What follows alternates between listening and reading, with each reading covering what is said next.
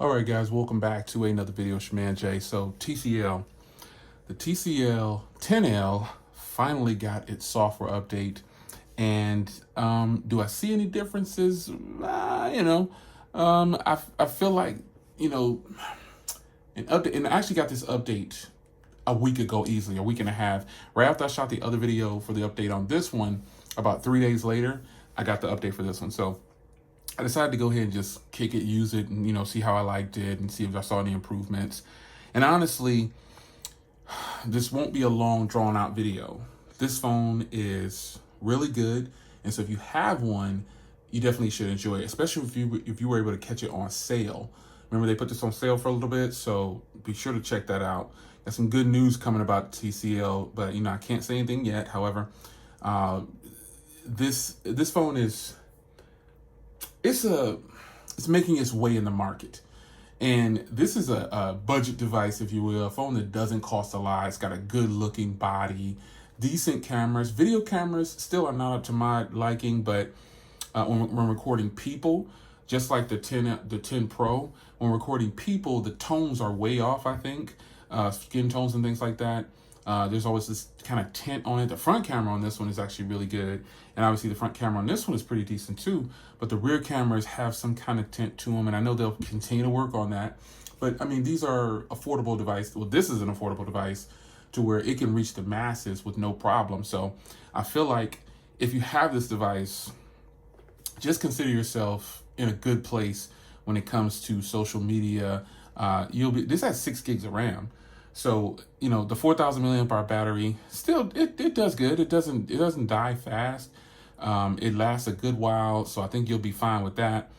Overall, shout out to Grant with the Xperia joint. Overall usage on here is what you would expect it to be.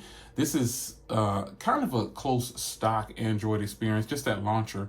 You can change the launcher, by the way. If you don't know, you can sort it however you want to sort it, by color, usage, label, name, installation, icon color. It's really nice. So I think that's a good thing. So overall experience, though, it's fine. I haven't had any problems with it.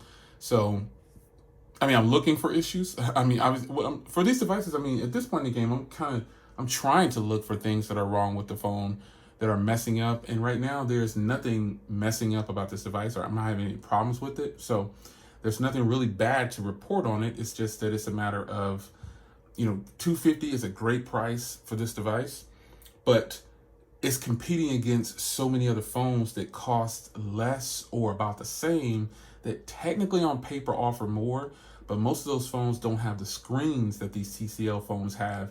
And I have TCL TVs in my house, man, and I love TCL TVs. I like that they have the Roku built. I have some of the newer models, so they have Roku built in, Apple TV built in, just all these different things that are readily on the device. And I know that they're in a good place with this phone. They just need to make sure that they keep up with the software updates to please the techies, and keep the software updates coming to take care of the community, the cell phone community, and then they'll be okay. So quick, brief update, nothing special, nothing fancy, just talking about the phone. The software update is here. Hopefully they'll bring more software updates. I know they will. So bear that in mind.